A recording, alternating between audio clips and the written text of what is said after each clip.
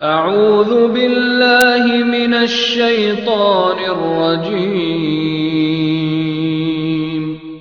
بسم الله الرحمن الرحيم.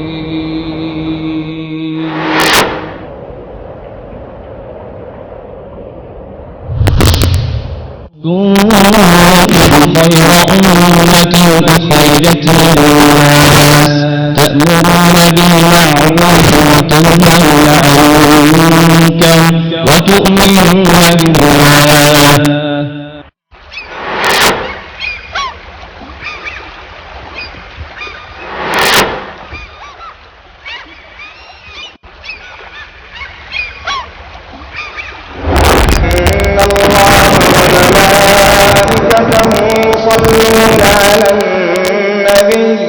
يا أيها الذين آمنوا صلوا عليه وسلموا تسليما.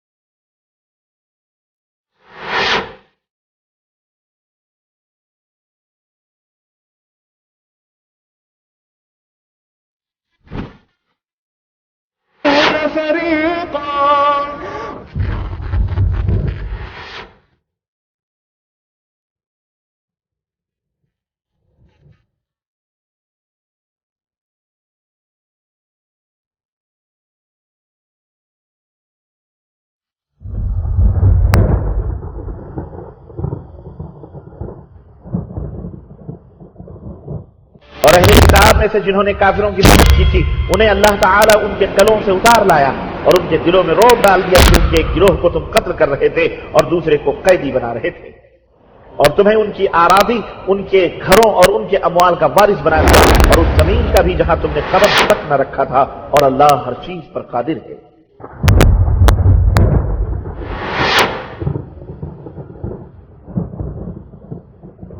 جس کا کرتے آئے ہیں دشمن بھی دل سے تیرا، اس صداقت، اس عدالت، اس شجاعت پر سلام۔ بسم اللہ الرحمن الرحیم، الحمدللہ رب العالمین والعاقبۃ للمتقین والصلاۃ والسلام علی رسولہ الکریم، اما بعد۔ حاضرین مجلس، سیرت النبی صلی اللہ علیہ وسلم ما حقیقت و نصیحت کی یہ 22ویں قسط ابھی کچھ دیر میں شروع ہونے جا رہی ہے۔ اس سے پہلے والی کڑی میں ہم نے سیرت النبی صلی اللہ علیہ وسلم کے باب سے غزوہ احزاب کے بارے میں تفصیلاً سنا تھا کہ جب وہ وقت آیا تھا کہ جب اللہ کے رسول صلی اللہ علیہ وسلم مدینے والوں پر، صحابہ کرام پر، اسلام پر حملے کے لیے کفار مکہ اور ان کے ساتھی سارے کے سارے ہزاروں کی تعداد میں مختلف مقامات سے مدینہ پر حملہ کرنے کے لیے نکل پڑے، پہنچتے ہیں، اور اللہ کے رسول صلی اللہ علیہ وسلم، صحابہ کرام رضوان اللہ علیہ مجمعین کے مشورے سے خندق تیار ہوتی ہے، اور جب وہ لوگ سامنے آتے ہیں ایک نیا ماجرا، ایک نئی چیز ان کے سامنے آتی ہے۔ کفار مکہ اور ان کے ساتھیوں کا لشکر، ایک بہت ہی بھاری بھرکم لشکر مدینہ کی دہلیز پہ آ کر رک جاتا ہے۔ کافی دن تک یہ معاملہ چلتا رہا، اور اسی دوران میں جو یہودی مدینے کے اندر مسلمانوں کے ساتھ تھے انہوں نے دھوکہ دیا۔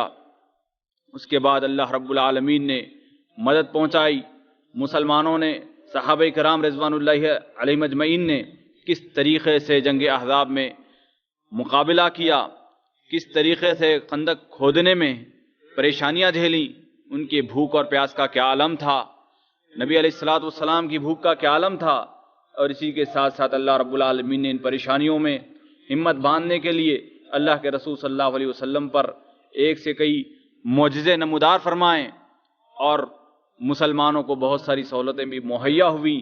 اس طریقے سے اللہ رب العالمین نے آخری نعمت نازل کرتے ہوئے کفار پر اتنی ٹھنڈی ہوا بھیجی کہ سارے کے سارے ان کے خیمے اکھڑ گئے، ان کے پیر ڈگمگا گئے، اور وہ اپنے قائد کے ساتھ منہ موڑ کر نکل پڑے۔ اور اللہ کے رسول صلی اللہ علیہ وسلم نے جو یہودی مدینے کے اندر موجود تھے ان کی طرف رخ کیا، اور اس طریقے سے آگے جو معاملہ ہونے والا ہے انشاءاللہ تعالی ہم آنے والی کڑی میں بھی سنتے ہیں۔ تو میں بلا کسی تاخیر فضیلت الشیخ استاد محترم مقصود الحسن صاحب فیضی حفظ اللہ سے گزارش کرتا ہوں کہ سیرت النبی صلی اللہ علیہ وسلم ما حقیقت و نصیحت کی 22ویں کڑی کا آغاز فرمائیں۔ السلام علیکم۔ بسم اللہ الرحمن الرحیم، الحمد للہ رب العالمین، الرحمن الرحیم، مالک یوم الدین، ونشهد ان لا الہ الا اللہ، ونشهد ان سیدنا ومولانا محمدا عبده ورسوله ارسلہ الى الناس کافۃ بشیرا ونذیرا، اما بعد فإن خير الحديث كتاب الله وخير الهدي هدي محمد صلى الله عليه وسلم وشر الأمور محدثاتها وكل محدثة بدعة وكل بدعة ضلالة وكل ضلالة في النار۔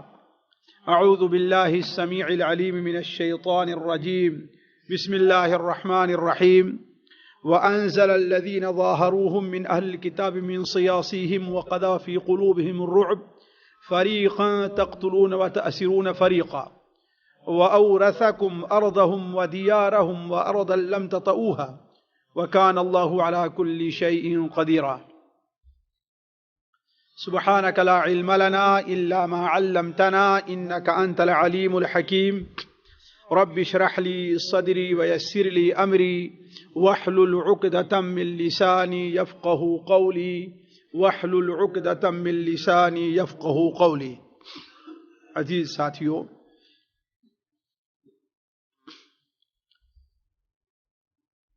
جو لوگ شروع ہی سے ان دروس کا مطالعہ کر رہے ہیں، ان کے ذہن میں یہ بات ہوگی کہ مدینہ منورہ میں یہود کے 3 قبیلے آباد تھے، بنو قینقاع، بنو نضیر اور بنو قریظہ۔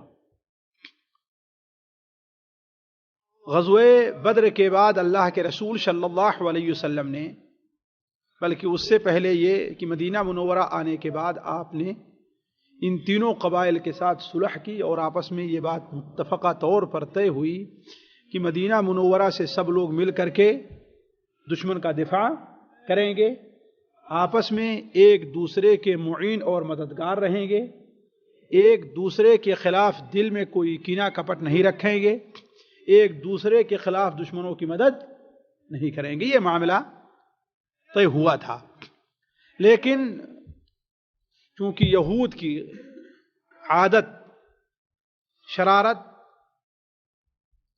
اور ان کی خصلت میں خباثت بھری ہوئی تھی، اور آج بھی وہ صورتحال ہے، اس لیے وہ اپنی عادت سے باز نہیں آئے۔ چنانچہ جیسا کہ آپ لوگوں نے سنا ہے کہ غزوہ بدر کے بعد نبی کریم صلی اللہ علیہ وسلم نے بنو قینقاع کو مدینہ منورہ سے باہر جلا وطن کر دیا۔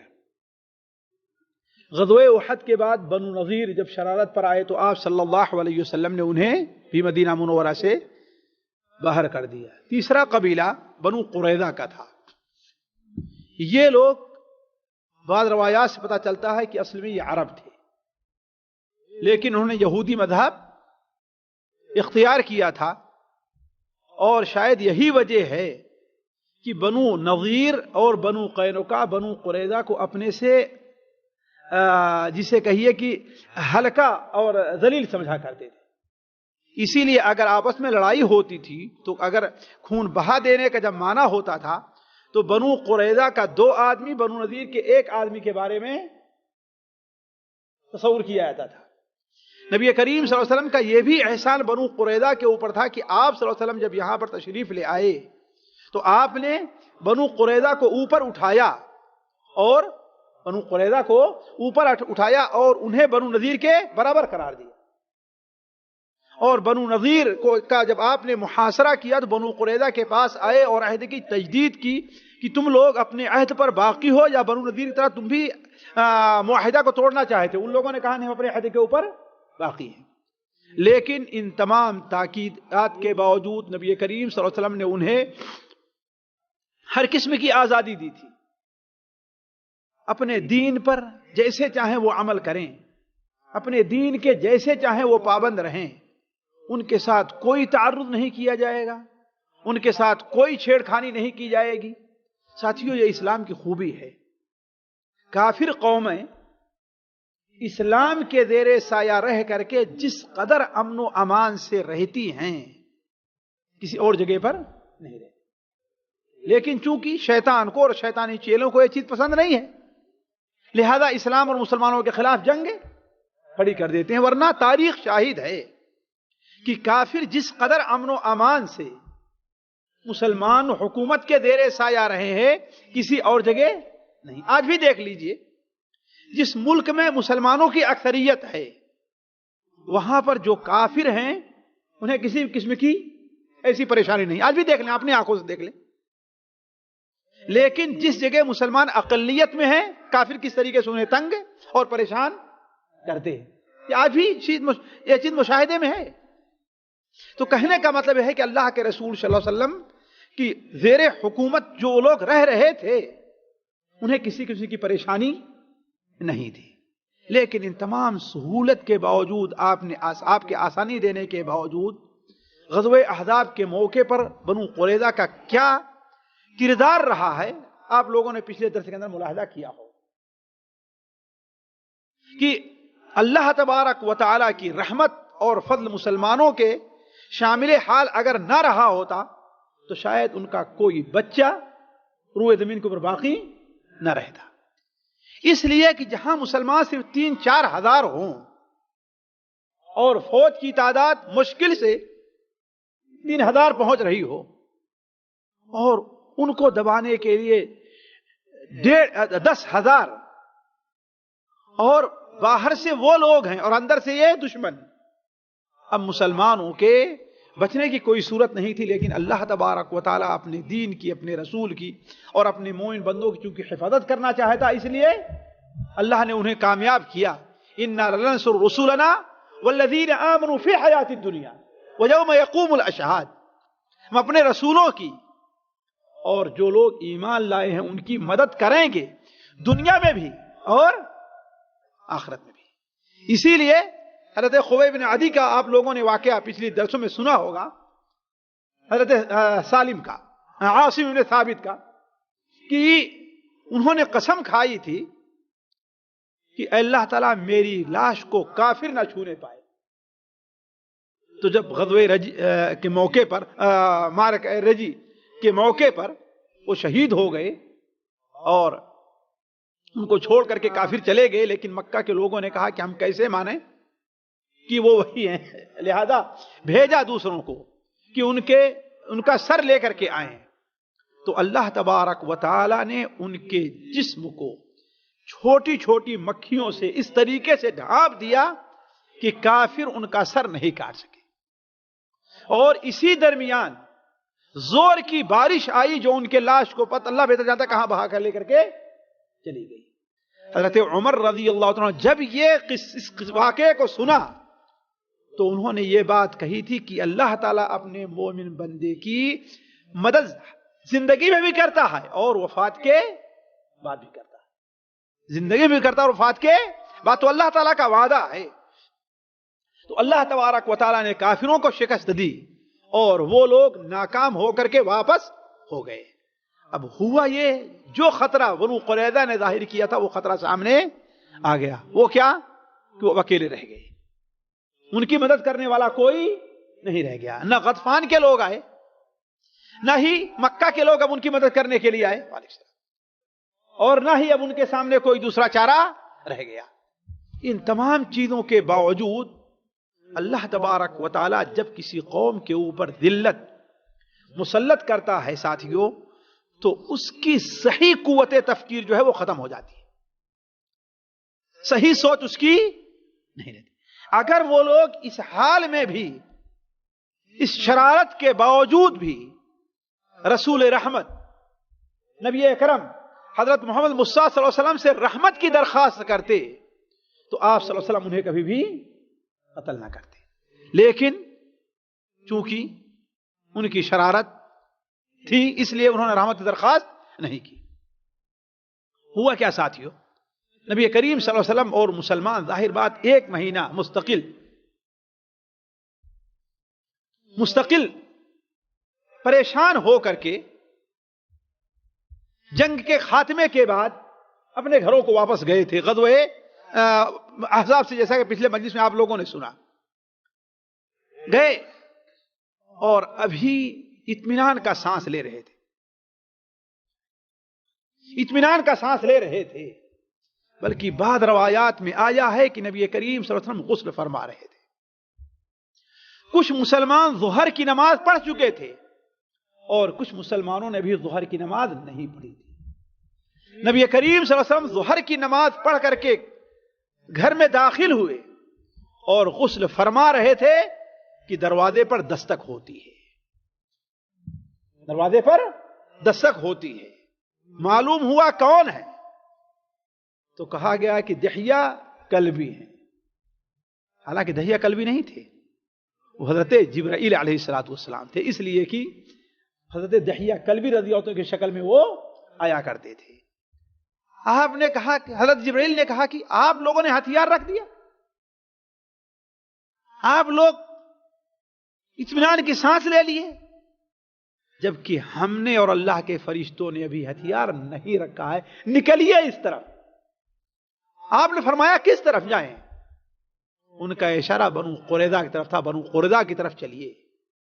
آپ صلی اللہ علیہ وسلم نے بعض روایات سے پتہ چلتا ہے کہ کچھ معذرت بھی ظاہر کی, جیسا کہ حافظ بن حجر فتح الباری میں نقل کرتے ہیں, معذرت بھی ظاہر کی کہ مسلمان 1 مہینہ کے تھکے ہوئے ہیں. زیادہ تر یہ ایک اعصابی جنگ تھی, یہ قوت بازو کی جنگ نہیں تھی.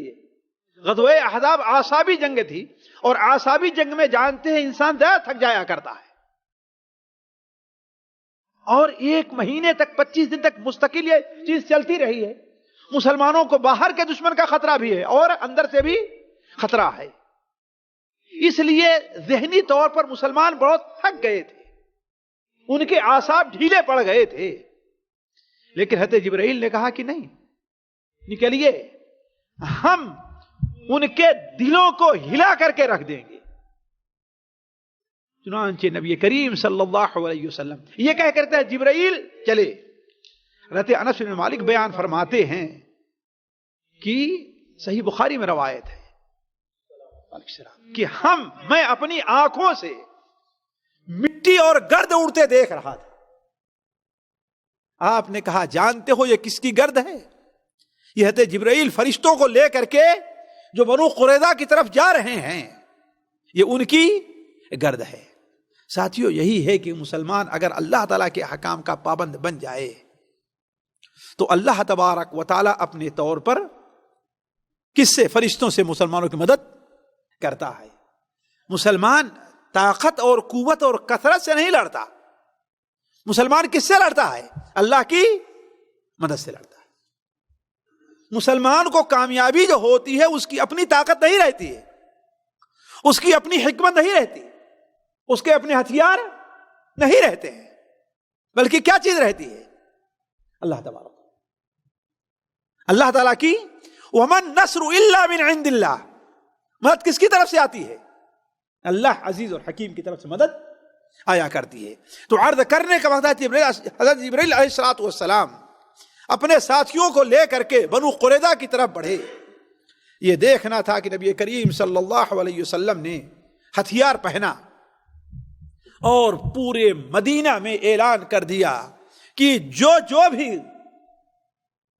غزوہ احزاب میں شریک تھے، جن کے پاس ہتھیار اٹھانے کی طاقت ہے، وہ سارے کے سارے دوبارہ ہتھیار پہنے اور بنو قریظہ کی طرف چل پڑے. اور حتیٰ کہ آپ نے فرمایا اگر کسی نے کو عصر کا نماز راستے میں آ جائے تو عصر کی نماز بھی نہیں پڑھنی یہاں تک کہ بنو قریظہ میں پہنچ جائے. اگر کسی نے ظہر کی نماز نہیں پڑھی ہے تو ظہر کی نماز نہ پڑھیں یہاں تک بنو قریظہ میں پہنچ جائیں. آپ نے جھنڈا حضرت علی بن ابی طالب رضی اللہ تعالیٰ عنہ کو دیا. اس وقت آپ کے ساتھ گھوڑے اور گھوڑ سوار اور پیدل مسلمان بھی تھے. وہ سارے کے سارے پہنچ کر کے بنو قریظہ کا محاصرہ کر لیتے ہیں. بلکہ راستے میں جب دیکھے کہ عصر کا وقت نکلا جا رہا ہے تو بعض مسلمانوں نے کہا ہمیں نماز پڑھ لینا چاہیے. بعض مسلمانوں نے کہا نہیں، اللہ کے رسول صلی اللہ علیہ وسلم نے ہمیں نماز پڑھنے کا حکم کہاں دیا ہے؟ بنو قریظہ میں. اس اختلاف میں بعض مسلمانوں نے تو نماز پڑھ لی. اب وہ کیسے نماز پڑھی ہے اس کی تفصیل حدیث میں کوئی مذکور نہیں ہے. بعض علماء کہتے ہیں اتر کر کے پڑھی ہے، اور بعض علماء کہتے ہیں اتر کر کے نہیں بلکہ اپنی سواری ہی کے اوپر مسلمان جا رہے تھے، نماز پڑھتے جا رہے تھے اور بنو قریظہ کی طرف پہنچ رہے تھے. اور کچھ مسلمانوں نے جا کر کے بنو قریظہ میں نماز پڑھی.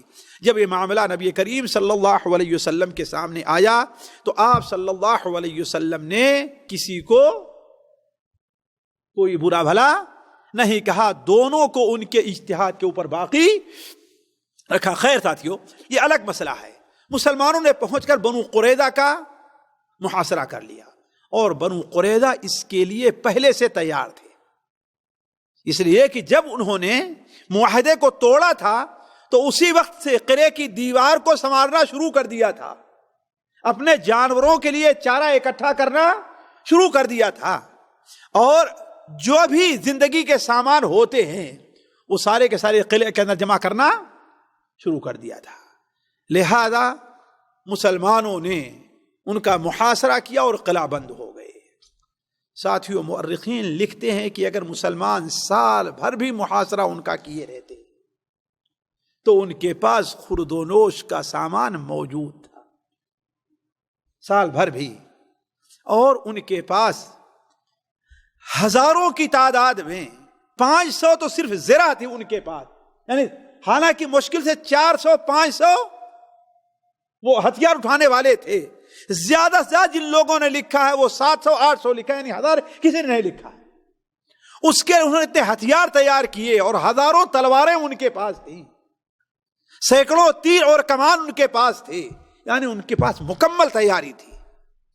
اور کرنا یہ کہ ایک یہودی بدبخت ہے جس نے انہیں معاہدہ توڑنے پر ابھارا تھا، یعنی حیی ابن اخطب، اللہ کی اس کے اوپر لعنت ہو، وہ بھی ان کے ساتھ قلعہ بند ہو گیا تھا تاکہ یہاں قریب رہ کر کے مسلمانوں کے خلاف انہیں ورگلاتا رہے، مسلمانوں کے خلاف انہیں ابھارتا رہے، اور مسلمانوں سے صلح ان کی نہ کرنے دے. چنانچہ قصہ ساتھیوں خیر لمبا ہے. مسلمانوں نے معاہدہ کر لیا، 1 ہفتہ 2 ہفتہ، حتیٰ کہ عاجز آ کر کے حضرت علی رضی اللہ عنہ نے ایک بار اپنے ساتھیوں کو جمع کیا، گھوڑے پر سوار ہوئے اور کہا کہ یا خیل اللہ ارکبی، اے گھوڑ سوارو یا اے اللہ کے گھوڑو آگے بڑھو. آگے بڑھ کر کے جب شور کیا اور نعرے تکبیر جب بلند کیا اور قلعے کے قریب پہنچے تو یہود جو اندر تھے وہ کانپ گئے. یہ تھا حضرت جبرائیل علیہ السلام نے اپنا کام کیا وہاں پر کہ ان کے دلوں کو ہلا کر کے رکھ دیا، وہاں پر خوف ان کے دلوں میں ڈال دیا. جیسا کہ اللہ تعالیٰ ارشاد فرماتا ہے وَأَنزَلَ الَّذِينَ ظَاهَرُوهُم مِّنْ أَهْلِ الْكِتَابِ، جن اہل کتاب نے کافروں کی، بنو غطفان کی اور قریش کی مدد کی تھی، اللہ تبارک و تعالی نے بغیر جنگ کے انہیں قلعے سے نیچے لے آیا. وَقَذَفَ فِي قُلُوبِهِمُ الرُّعْبَ، اور ان کے دلوں میں رعب اور خوف ڈال دیا، اس طریقے سے کہ ایک جماعت کو تم نے قتل کیا اور دوسری جماعت کو تم نے قید اور جیل میں کیا. علی کل حال جب 1-2 بار مسلمانوں کا ایسے زور کا حملہ ہوا تو ان کے اوپر خوف طاری ہو گیا. اور وہ صلح کے بارے میں سوچنے لگے. لیکن اس سے پہلے ان کے سردار کعب بن اسد نے اپنی قوم کے سامنے تین باتیں پیش کی. ایک بات تو یہ کہ اے لوگوں، تم جانتے ہو کہ وہ سچے رسول ہیں، تم جانتے ہو کہ تورات میں جس رسول کے آنے کا ذکر ہے وہ وہی ہے. شرافت اسی میں ہے، امن اسی میں ہے کہ مسلمان ہو جاؤ، اس دین کو قبول کر لو. تمہاری جان، تمہارا مال اور تمہاری جائیداد ساری کی ساری محفوظ رہ جائے گی اور امن چمن کے ساتھ تم رہو گے. انہوں نے کہا کہ یہ تو نہیں ہو سکتا کہ ہم ان کے اوپر ایمان لے آئیں، ہم تورات ہی کے اوپر عمل کرتے رہیں گے. کہا پھر دوسری بات یہ ہے کہ اپنے بچوں اور عورتوں کو اپنے ہاتھ سے قتل کر ڈالو، اس کے بعد ان کے اوپر حملہ کرو. اب تم مارے گئے تو کوئی بات نہیں، اور اگر زندہ بھی رہ گئے، کامیاب ہو گئے، تو عورتیں اور بچے تو اور تم کو مل جائے گی، اور باہر نکل کے عورتوں سے شادی کر لینا. انہوں نے کہا کہ یہ بھی نہیں ہو سکتا، عورتوں اور بچوں کے بعد زندہ رہنے کا کیا مزہ ہے. وعلیکم السلام. تیسری چیز کیا ہے؟ کہا تیسری چیز یہ ہے کہ کل ہفتے کا دن ہے، کل ہفتے کا دن ہے اور مسلمانوں کو معلوم ہے کہ ہفتہ کے دن تمہارے نزدیک قابل احترام ہے، اس دن تم لوگ لڑائی وغیرہ نہیں کرو گے، لہذا تمہارے بارے میں مطمئن رہیں گے. بس وہ مطمئن رہیں اور تم اچانک نکلو، چاروں طرف سے قلعے کا دروازہ کھول کر اچانک ان کے اوپر حملہ کر دو، پھر جو کچھ ہونا ہوگا. انہوں نے کہا کہ ہم ہفتے کے دن کی بے حرمتی کریں، اور آپ کو معلوم ہے کہ ہفتے کے دن ہمارے جن آبا اور اجداد نے بے حرمتی کی تھی، اللہ نے ان کے ساتھ کیا سلوک کیا تھا، لہذا وہ اس پر بھی راضی نہیں ہوئے. تو کعب بن اسد نے کہا کہ جب سے تم پیدا ہوئے ہو تم لوگوں نے ایک دن بھی سوچ اور سمجھ کی بات نہیں کی. نتیجہ یہ ہوا ساتھیوں، جب محاصرے سے وہ تنگ آ گئے تو ہتھیار ڈالنے پر تیار ہو گئے، اس لیے کہ ان میں کوئی آدمی مارا نہیں گیا، لیکن خوف ایسا ان کے اوپر طاری ہوا کہ وہ ہتھیار ڈالنے کے لیے تیار ہو گئے. لیکن پہلے مشورہ کرنا چاہا کہ بعض وہ مسلمان، اس لیے کہ ان کی مسلمانوں کے ساتھ کیا تھے، ہے نا، خاص طور بنو اوس کے ساتھ، بنو اوس کے ساتھ ان کی اصل بڑی دوستی تھی، ان کا بڑا تعلق تھا. بنو اسد کی یہ قریظہ کی تائید اوس کے لوگ کیا کرتے تھے، اور بنو نذیر کی تائید خزرج کے لوگ کیا کرتے تھے. تو ایسا کیا کسی آدمی سے مشورہ کر لیں. ایک صحابی ابو لبابہ ابن عبد المنذر رضی اللہ تعالی عنہ، بڑے مشہور اور جانباز صحابی ہیں، غزوہ احد کے اندر انہوں نے بڑے جوہر دکھائے تھے. ان سے مشورہ کیا تو انہوں نے بظاہر تو یہ کہا کہ ہاں نیچے آ جاؤ، لیکن ہاتھ سے اشارہ کیا کہ نتیجہ کیا ہوگا، یعنی ذبح کر دیے جاؤ گے. منہ سے زبان سے تو کہا کہ ہاں ہتھیار ڈال دو، خیر اسی میں ہے، لیکن ہاتھ سے کیا اشارہ کیا، لیکن یہ اشارہ کرنا تھا کہ ایمانی روح جاگ گئی اور یہ کہا کہ ہم نے خیانت کی ہے اللہ کے رسول صلی اللہ علیہ وسلم کی، ہمیں یہ نہیں کرنا چاہیے. نبی کریم صلی اللہ علیہ وسلم انتظار کر رہے ہیں کہ وہ انہیں کیا مشورہ دے کر کے میرے پاس آتے ہیں. ادھر آنے کے بعد سیدھے وہ مسجد نبوی میں چلے گئے اور ایک کھمبے سے اپنے آپ کو پکڑ کر کے خود اپنے آپ کو باندھ دیا. استوانہ التوبہ جو کہا جاتا ہے مسجد نبوی میں، استوانہ التوبہ، یہ وہی چیز ہے، اسی میں باندھ دیا. ان کی بیوی ہر نماز کے وقت آتی ان کے کو کھول دیتی، وہ نماز پڑھتے، پھر اس کے بعد آتے اور اپنے آپ کو اور کہہ لیتے کہ جب تک نبی کریم صلی اللہ علیہ وسلم اپنے دستے مبارک سے ہمیں نہیں کھولیں گے میں نہیں کھولوں گا۔ عجیب، آپ نے کہا کہ اگر وہ میرے پاس آئے ہوتے تو میں ان کے لیے دعائے مغفرت کرتا، لیکن انہوں نے اب معاملہ اپنے اوپر سونپ لیا ہے اللہ کے اوپر، تو جب تک اللہ تعالیٰ ان کی توبہ نہیں قبول کرے گا میں کچھ نہیں کرتا۔ چنانچہ پھر اس کے بعد معاملہ طے ہوا کہ وہ لوگ نبی کریم صلی اللہ علیہ وسلم کے حکم کے اوپر ہتھیار ڈالنے کے لیے تیار تو ہوئے، لیکن کہا کہ میرے بارے میں حضرت سعد بن معاذ رضی اللہ تعالیٰ عنہ جو فیصلہ کریں گے اس کو ہم ماننے کے لیے تیار ہیں۔ حضرت سعد بن معاذ کا جب نام لیا ان لوگوں نے تو ادھر سے مسلمان بھی خوش ہوئے، خاص طور پر اوس کے لوگ، اور ادھر سے یہود بھی خوش تھے کہ ہاں ہمارے اوپر نرمی آنے والی ہے۔ وہ لوگ بھول گئے کہ رسول رحمت سے بڑھ کر کے رحم کرنے والا اور کوئی نہیں۔ یہی ہم نے کہا کہ جب انسان کے اوپر ہلاکت اور بربادی آتی ہے، کسی قوم کی تباہی کا وقت آتا ہے، تو اس کی سوچ صحیح سمت میں نہیں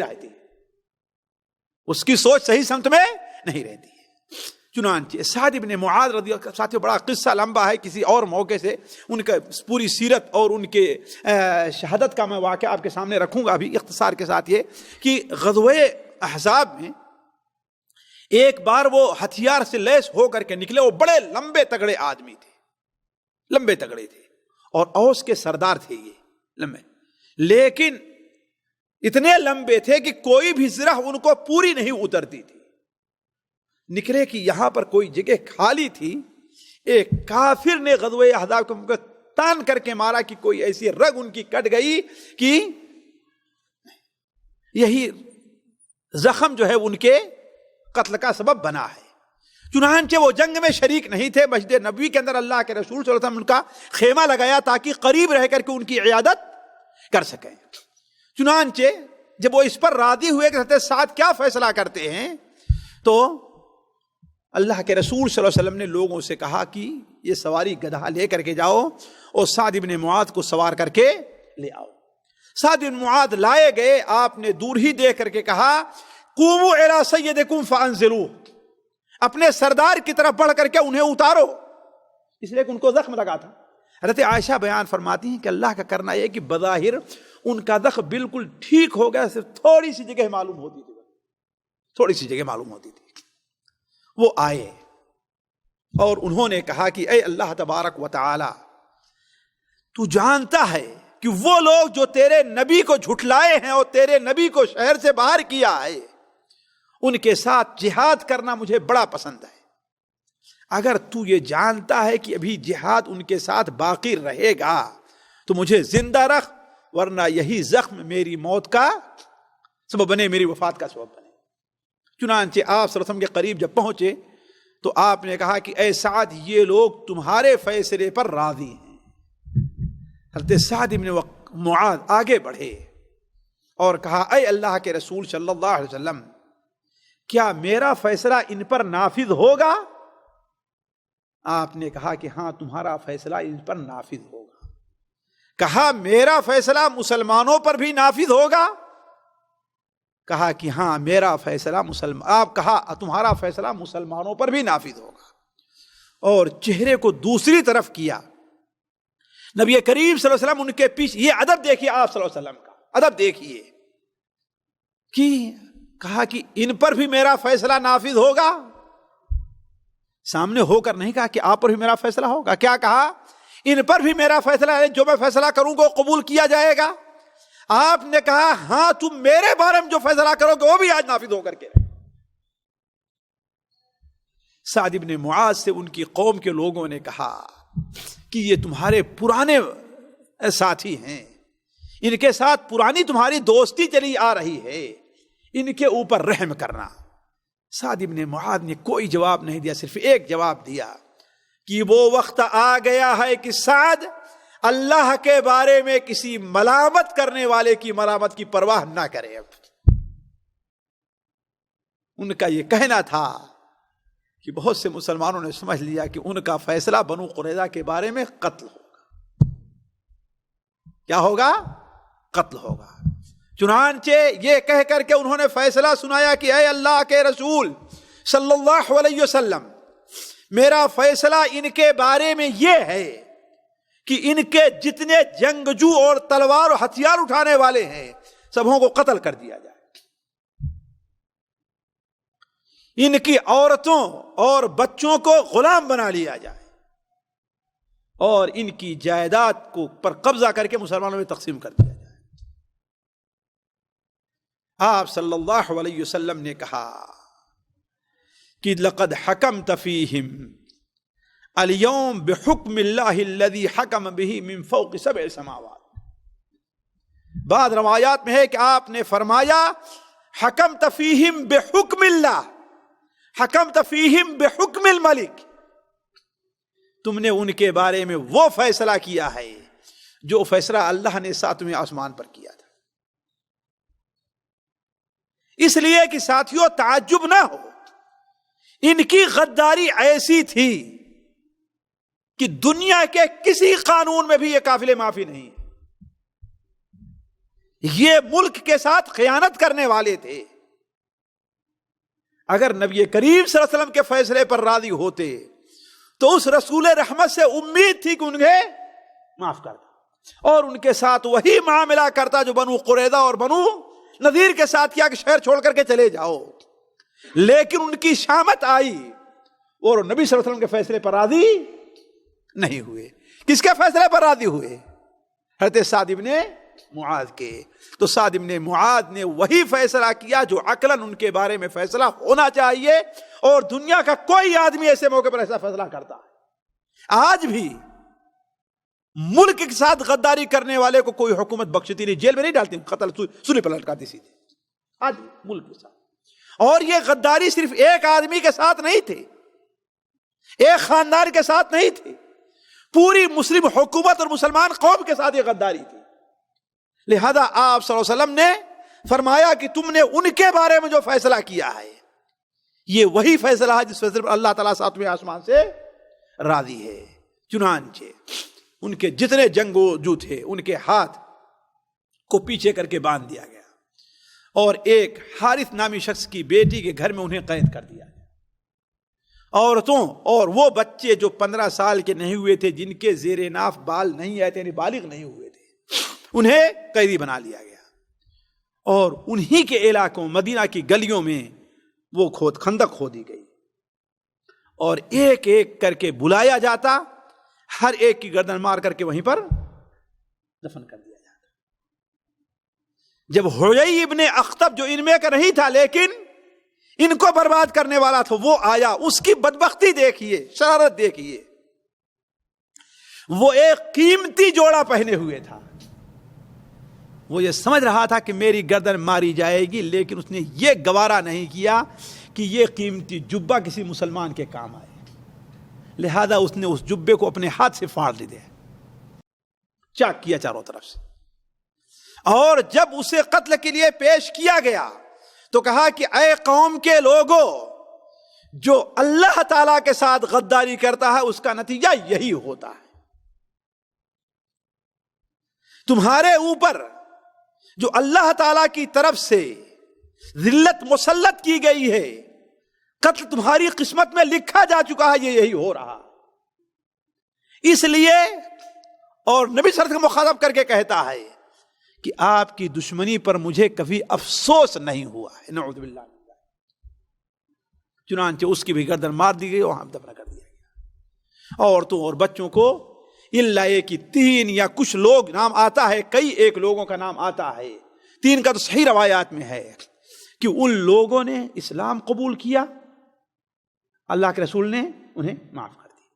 اور یہی نہیں، کچھ لوگ ابھی اسلام قبول نہیں کیے تھے، بعد مسلمان آئے کہ اے اللہ کے رسول صلی اللہ علیہ وسلم میرے لیے اس کی جان بخش دیجیے، اس لیے کہ انہوں نے میرے اوپر بڑا احسان کیا.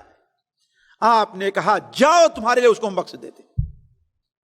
یہی میں کہہ رہا ہوں ساتھیوں، اگر نبی کریم صلی اللہ علیہ وسلم کو درمیان میں رکھا ہوتا ان لوگوں نے تو بڑی امید تھی آپ کے رحمت سے، آپ کے کرم سے کہ انہیں بخش دیے ہوتے. چنانچہ اس طریقے سے 400 آدمیوں کا خاتمہ ہو گیا، اور ان کے بیوی عورتوں اور بچوں کو کچھ کو نجد کے علاقے میں، کچھ کو شام کے علاقے میں بھیج کر کے انہیں بیچ ڈالا گیا، اور ان کے پیسے سے ہتھیار خریدے گئے۔ ساتھیوں، مسلمانوں کو اس پر خوشی ہوئی اور اطمینان کا سانس لیا، لیکن تھوڑی ہی دیر میں پورے مدینے میں یہ خوشی غم کے اندر بدل گئی۔ جیسا کہ کوئی اردو شاعر کہتا ہے کہ خوشی کے ساتھ دنیا میں ہزاروں غم بھی ہوتے ہیں، خوشی کے ساتھ دنیا میں ہزاروں غم بھی ہوتے ہیں، جہاں بجتی ہے شہنائی وہی ماتم بھی ہوتے ہیں۔ ہوا کیا؟ اس سے فارغ ہوئے تھے کہ حضرت عائشہ رضی اللہ تعالی عنہا جیسا کہ بیان کرتی ہیں، حضرت سعد ابن معاذ کا زخم ایسا لگتا بالکل درست ہو گیا تھا، لیکن اچانک ایک دن شام کو لیٹے ہیں اپنے کمرے میں، خیمے کے اندر، کہ بغل میں جو ان کی تیمار دار کرنے والی عورتوں اور لوگوں کا خیمہ تھا، ادھر خون بہ کر کے آ رہا ہے، پیپ بہ کر کے آ رہا ہے۔ کیا ہوا؟ وہ زخم پھٹ پڑا اور خون بہنا شروع ہو گیا، اور یہی زخم کا پھٹ پڑنا سعد ابن معاذ رضی اللہ تعالیٰ عنہ جنہوں نے یہ فیصلہ کیا تھا، ان کی وفات ہو گئی۔ ساتھیوں، ان کی وفات پر حضرت عائشہ رضی اللہ عنہ کا فرمان ہے، صحیح مسند احمد کے اندر ہے کہ حضرت عمر جیسا سخت دل آدمی بھی رو پڑا۔ وہ بیان کرتی ہیں کہ میں، عمر، ابو بکر و عمر دونوں رو رہے تھے، اور میں اپنے کمرے میں بیٹھ کر کے دونوں کی آواز میں فرق کر رہی تھی کہ کس کے رونے کی آواز۔ تو کسی عورت نے پوچھا، اللہ کے رسول صلی اللہ علیہ وسلم روئے نہیں؟ کہا اللہ کے رسول صلی اللہ علیہ وسلم، گویا کہ حضرت ابو بکر آواز سے رو رہے تھے نا، کہا نبی کریم صلی اللہ علیہ وسلم روتے بہت کم تھے، آپ کو جب بڑا غم ہوتا، بڑا افسوس ہوتا، تو آپ اپنی داڑھی کے اوپر اپنے ہاتھ پھیرا کرتے تھے، افسوس کرتے ہوئے اپنی داڑھی پر اپنے ہاتھ پھیرا کرتے تھے۔ نبی کریم صلی اللہ علیہ وسلم نے ان کے تجہیز اور تکفین کا فیصلہ کیا، اور ان کی ماں کو جب روتے ہوئے دیکھا ہے تو آپ نے کہا کہ تم رو یا نہ رو، بلکہ کہا کہ یہ سب سے زیادہ حقدار ہے جس کے اوپر رویا جائے۔ یہ سعد تو یہ ہیں کہ ان کے روح کے استقبال میں، ان کی وفات پر عرش عظیم بھی جھوم گیا ہے۔ ساتھیوں، صرف 37 سال ان کی عمر تھی، بس کتنا؟ 37 سال۔ یہ مقام دیکھیے کہ عرش عظیم بھی، جنت کی حوریں بھی خوشیاں منانے لگی ہیں کہ میرے پاس کون آ رہا ہے؟ سعد بن معاذ کی روح آ رہی ہے، اور وہ بڑے لمبے اور بڑے بھاری بدن کے تھے۔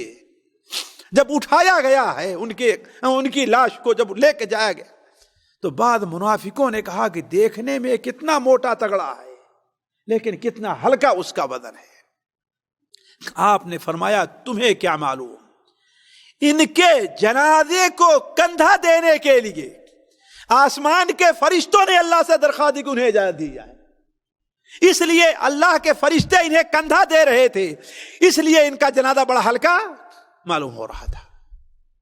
یہ تھے ساتھیوں سعد ابن معاذ، جن کا تذکرہ اور تفصیل میں صرف اس مختصر سے درس میں نہیں کر سکتا۔ اور نبی کریم صلی اللہ علیہ وسلم جو ان کے درس سے فارغ ہوئے تو آپ نے کہا اللہ، ان کے دفن سے فارغ ہوئے، اللہ اکبر، اللہ اکبر۔ صحابہ نے کہا آپ یہ کیا کر رہے ہیں؟ کہا کہ قبر نے ان کو اتنے زور سے دبوچا ہے کہ ان کی ایک طرف کی ہڈیاں دوسری طرف چلی گئی۔ بعض علماء کہتے ہیں کہ یہ مٹی بھی، قبر کی زمین بھی ان سے محبت کے طور پر، جس طریقے سے کوئی بیٹا اپنی ماں سے سالہ سال دور رہنے کے بعد اپنی ماں سے